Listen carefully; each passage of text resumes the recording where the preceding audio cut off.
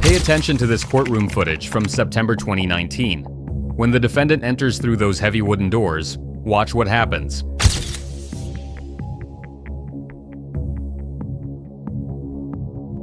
Notice the swagger. That cocky grin spread across his face like he's walking into a party, not a murder trial. This is Derek Holloway, 28 years old, and for the first time in months, that smile is about to disappear. The media dubbed him the Charmer after witnesses described how he'd smile right before attacking. That devastating combination of good looks and deadly intent that made him so dangerous. But the four families sitting in that courtroom gallery, clutching photographs of their loved ones, they had another name for him entirely.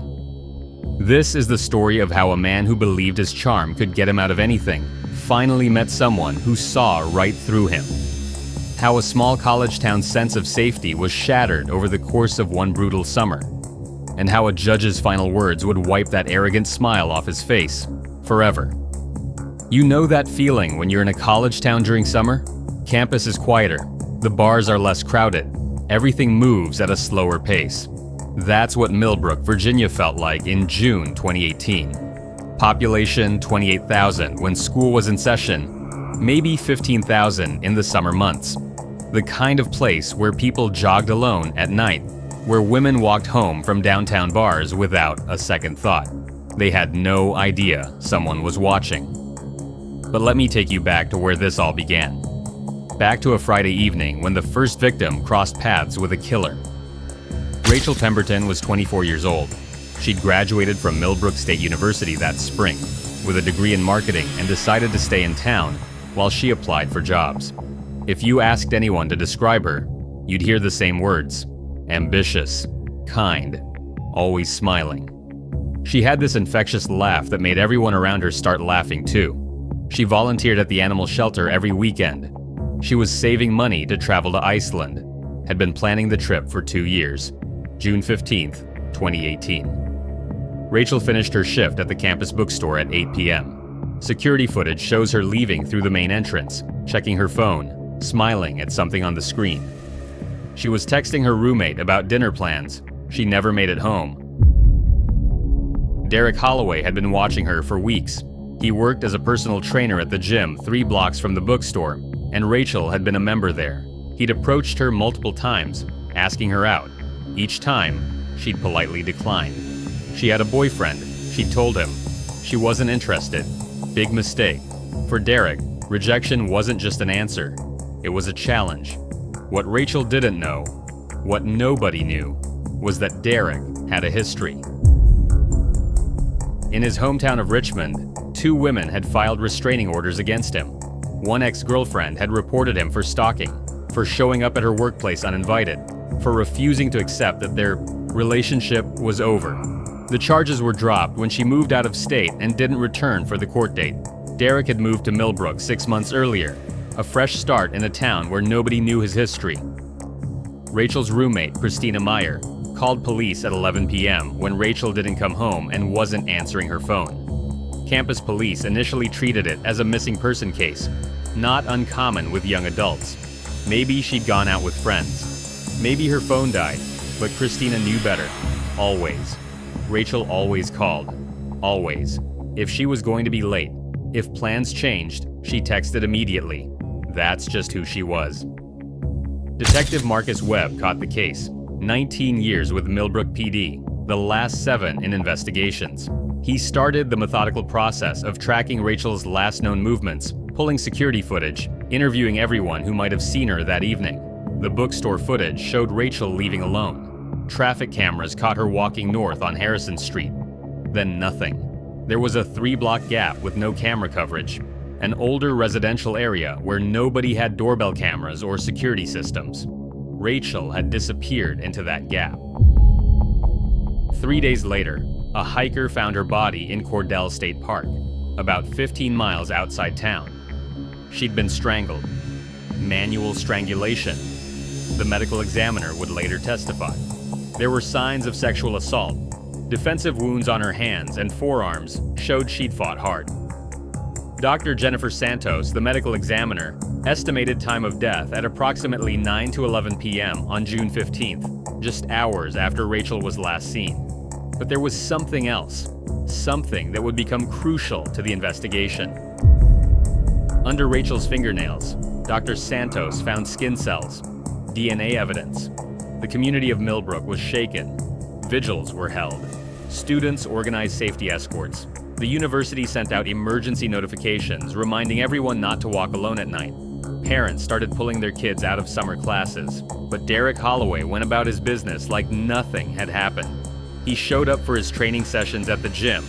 He posted on social media about his workout routines, about meal prep, about staying focused on your goals, and he kept that same charming smile on his face. What Detective Webb didn't know yet was that Derek was already planning his next move. Sarah Chen was 26 years old, a graduate student studying neuroscience. She was brilliant. Everyone said so. Already had 2 published papers, was working on groundbreaking research about memory formation. She ran every morning at 6 a.m., a 5-mile loop around campus and through the adjacent neighborhoods. July 8, 2018. Sarah left her apartment for her morning run. Her fitness tracker recorded the start of her workout at 6:03 a.m. At 6:47 a.m., the tracker stopped recording. It showed her last location on a quiet residential street called Maple Grove, just 2 blocks from where Rachel Pemberton was last seen on camera.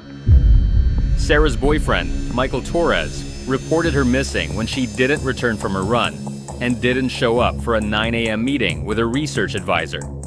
This time, Detective Webb immediately suspected foul play. 1 missing woman might be coincidence.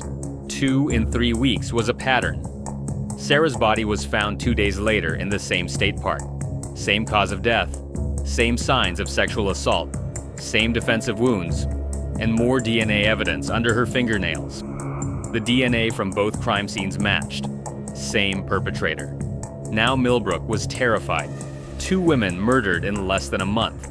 Both young, both attacked on familiar routes they'd walked countless times. The mayor held a press conference.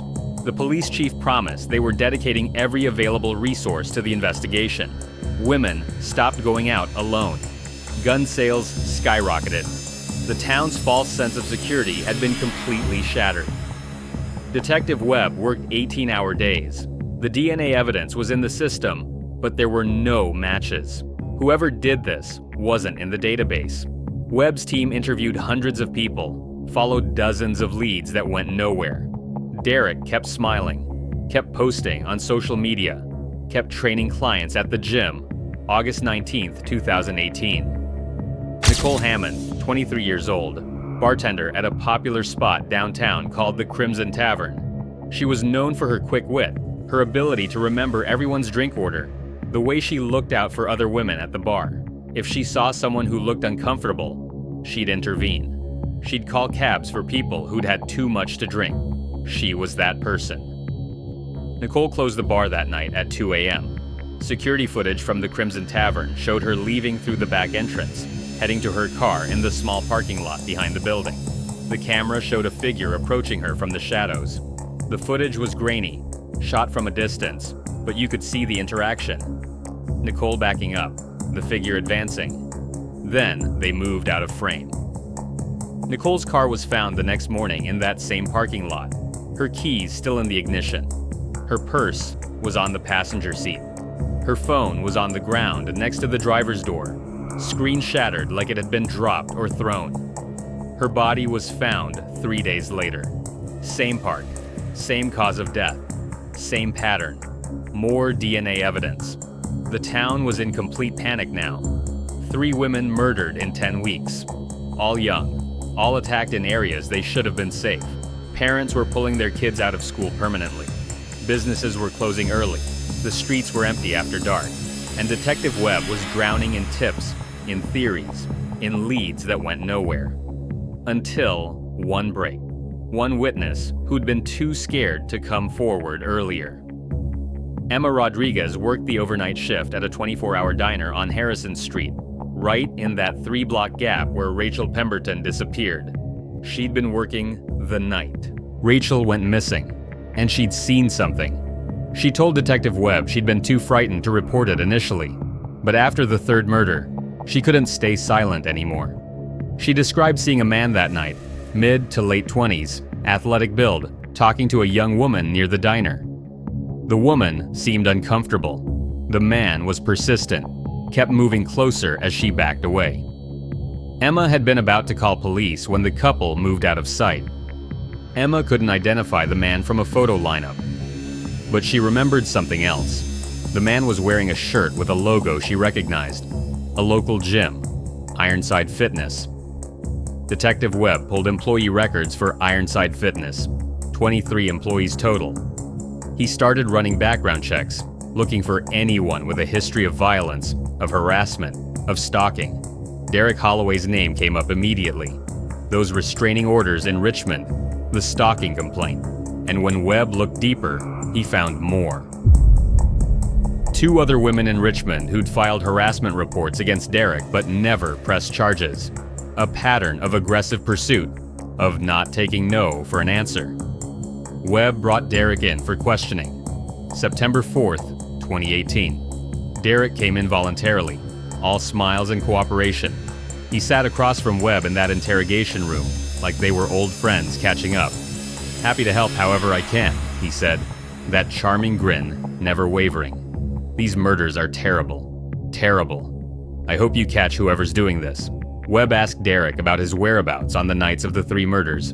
Derek had answers for everything. He'd been home alone for all 3, he said.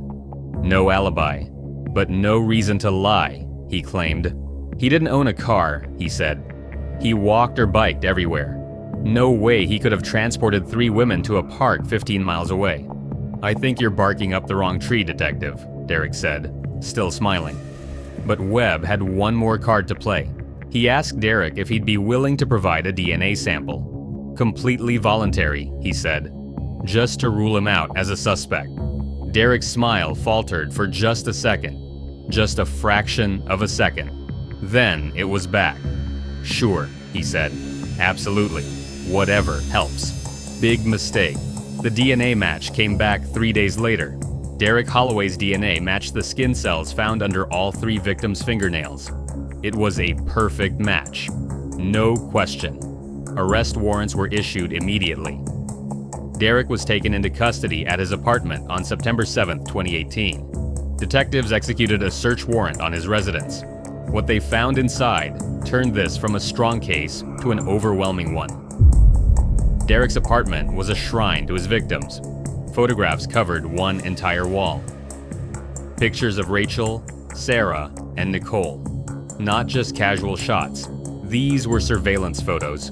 Rachel leaving the bookstore. Sarah on her morning runs. Nicole walking to her car after work. Dozens of photos of each woman, spanning weeks before their murders. There were trophies, Rachel's student ID, Sarah's fitness tracker, Nicole's bracelet, items taken from the victims that Derek had kept as souvenirs. And there was a journal, pages and pages in Derek's handwriting, detailing his obsession with each woman, how he'd approached them, how they'd rejected him, how that rejection made them deserve what was coming. He wrote about the murders in clinical detail, describing each attack like he was narrating a documentary. The most chilling entry was dated just 2 days before his arrest. It described a 4th potential victim, a woman named Melissa Grant, who worked at a coffee shop downtown. Derek had been watching her, planning. Detectives immediately located Melissa and placed her under protective watch. When they showed her a photo of Derek, she went pale. She recognized him. He'd been coming into the coffee shop for weeks, always asking her personal questions, always trying to get her to go out with him. She'd been polite, but firm in declining. "He scared me," she told detectives. There was something in his eyes, something cold. Derek Holloway was charged with 3 counts of first-degree murder, 3 counts of sexual assault, 3 counts of kidnapping, and 1 count of stalking. He pleaded not guilty to all charges. The trial began in April 2019. The prosecution, led by District Attorney Catherine Morrison, built their case meticulously. She walked the jury through each victim's life, their dreams, their impact on their communities. Then she walked them through the evidence. The DNA evidence was irrefutable. The probability of the skin cells under each victim's fingernails belonging to anyone other than Derek Holloway was approximately 1 in 47 trillion. The surveillance photographs found in Derek's apartment showed premeditation. The journal entries revealed motive and detailed planning. The trophies demonstrated lack of remorse. Character witnesses testified about Derek's history. The ex-girlfriend from Richmond, who'd moved away rather than face him in court, flew back to Virginia to testify. She described Derek's controlling behavior, his refusal to accept rejection, his threats when she tried to end their relationship. "He told me if I ever left him, I'd regret it," she said, her voice shaking. "He said he'd make sure I never forgot him." Emma Rodriguez, the diner waitress, testified about seeing Derek with a woman matching Rachel's description on the night she disappeared. Dr. Santos testified about the cause of death, about the defensive wounds, about the DNA evidence found under each victim's fingernails. The defense attorney, Robert Paulson, did his best. He argued that the DNA evidence only proved physical contact, not murder. He suggested that Derek knew the victims from the gym, that the DNA could have been transferred innocently. He argued that the photographs and journal entries, while disturbing, didn't prove Derek committed murder. But the evidence was overwhelming. Throughout the trial, Derek sat at the defense table with that same arrogant smile. He winked at female jurors. He laughed during victim impact testimony. When photographs of the crime scenes were shown, he leaned back in his chair like he was bored. Robert Paulson repeatedly told his client to stop smiling, to show some remorse, to take this seriously. Derek ignored him. After 3 weeks of testimony, closing arguments began. Catherine Morrison spoke for nearly an hour, walking the jury through every piece of evidence, every connection, every moment that proved beyond any doubt that Derek Holloway was responsible for 3 brutal murders. He hunted these women, she said. He stalked them for weeks. He learned their routines, their patterns. And when they had the audacity to reject his advances, when they dared to say no to him, he killed them. This wasn't passion. This wasn't an accident. This was cold-blooded, premeditated murder. The jury deliberated for just under 4 hours. When they returned, the courtroom was packed with victims' families, community members, media from across the state. The foreperson stood. Derek still had that smile on his face. "We, the jury, find the defendant, Derek Holloway, guilty of murder in the first degree in the death of Rachel Pemberton." Derek's smile twitched, just slightly. "We, the jury, find the defendant, Derek Holloway, guilty of murder in the first degree in the death of Sarah Chen." The smile was fading now. Derek shifted in his seat. "We, the jury, find the defendant, Derek Holloway, guilty of murder in the first degree in the death of Nicole Hammond." The smile was gone. For the first time in months, Derek Holloway wasn't smiling. Guilty on all counts. 3 counts of first-degree murder. 3 counts of sexual assault. 3 counts of kidnapping. Stalking. The families collapsed into each other's arms, sobbing. Rachel's mother clutched her father. Sarah's boyfriend buried his face in his hands. Nicole's sister held up a photograph of her sister, tears streaming down her face. Derek sat frozen at the defense table, staring straight ahead. No smile, no swagger, just the cold reality that his charm hadn't worked this time. Sentencing was scheduled for 2 weeks later, September 24th, 2019. The courtroom was packed again. Each family was given the opportunity to present victim impact statements. Rachel's mother, Margaret Pemberton, spoke first. She described Rachel's kindness, her dreams, her laughter. She described the hole in their family that would never be filled. She looked directly at Derek as she spoke. "You stole my daughter's future," she said. "You stole her smile. You stole her life. And for what? Because she said no to you." Sarah's father, David Chen, spoke about his brilliant daughter, about the research she would never complete, about the lives she could have saved with her work. He held up her published papers as he spoke. She was going to change. "The world," he said. "And you ended her before she had the chance." Nicole's sister, Jessica Hammond, spoke last. She described Nicole's protective nature, how she'd looked out for everyone at the bar, how she'd made sure people got home safely.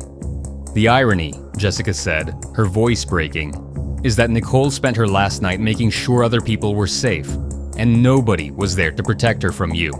Then it was time for sentencing. Judge Patricia Simmons had presided over the entire trial with measured professionalism. She'd maintained order when Derek's behavior threatened to disrupt proceedings. She'd been fair to both sides. But now, with the verdict in and the family's statements complete, she looked directly at Derek Holloway. "Mr. Holloway," she began, "throughout this trial, I have watched you. I have watched you smile during testimony about the brutal murders of 3 young women. I have watched you wink at jurors.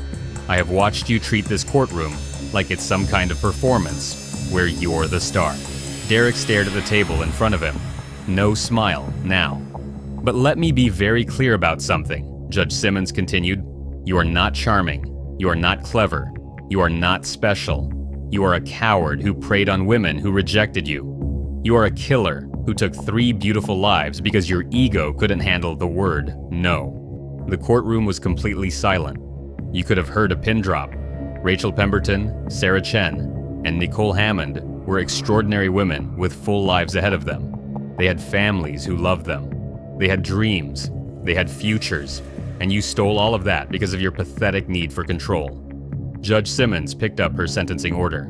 "Derek Holloway, you are hereby sentenced to life imprisonment without the possibility of parole for the murder of Rachel Pemberton. You are sentenced to life imprisonment without the possibility of parole for the murder of Sarah Chen. You are sentenced to life imprisonment without the possibility of parole for the murder of Nicole Hammond. These sentences are to run consecutively." She looked up at Derek again. "In other words, Mr. Holloway, you will spend every remaining day of your life in prison. You will never breathe free air again. You will never charm anyone again. You will never hurt another woman again." That smile that you've worn throughout this trial, I want you to understand that it meant nothing. It changed nothing.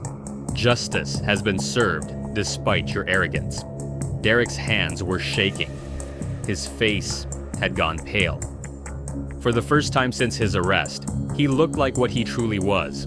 Not a charmer, not someone special, just a pathetic killer facing the consequences of his actions. "You will spend the rest of your natural life in prison," Judge Simmons said. "That is my final ruling. Court is adjourned." The courtroom erupted. The families embraced. Years of pain and fear and anger released in that moment. Justice had been served. Derek was led away in shackles, his head down, his confidence completely shattered. The man who'd smiled his way through a triple murder trial, who'd believed his charm could save him, finally understood that some things can't be smiled away. Derek Holloway is currently incarcerated at Red Onion State Prison in Virginia, a supermax facility. He will never be eligible for parole. He's attempted several appeals, all of which have been denied. The 3 families have remained close, bonded by their shared tragedy. They established the Pemberton Chen Hammond Foundation, which funds self-defense classes, campus safety initiatives, and support services for victims of stalking.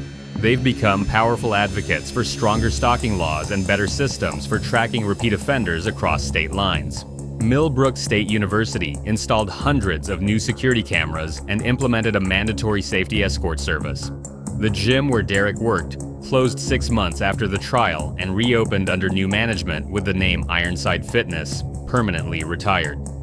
Melissa Grant, the woman who Derek had been stalking before his arrest, moved out of state, but has publicly thanked Detective Webb for saving her life. She speaks at domestic violence awareness events about recognizing warning signs of dangerous behavior. The city of Millbrook dedicated a memorial garden in downtown where all 3 women used to spend time. 3 benches, each with a plaque. Rachel's reads, "She made everyone smile." Sarah's reads, "She sought to understand the world." Nicole's reads, "She looked out for others." Rachel Pemberton was 24 years old. She loved animals and dreamed of traveling the world. She was kind and ambitious and full of life. Sarah Chen was 26 years old. She was brilliant and dedicated. on the verge of breakthrough research that could have changed lives. Nicole Hammond was 23 years old. She was protective and witty, someone who made everyone around her feel safer. They were daughters and sisters and friends. They were real people with families who loved them and futures that should have been long and full. Derek Holloway tried to reduce them to nothing more than victims of his ego, but their families, their community, and everyone who knew them refused to let that be their story. They were so much more than the way they died. They deserve to be remembered for the way they lived. Rest in peace, Rachel, Sarah, and Nicole. You deserve so much better than the evil that found you. But your kindness, your brilliance, and your compassion will always be remembered.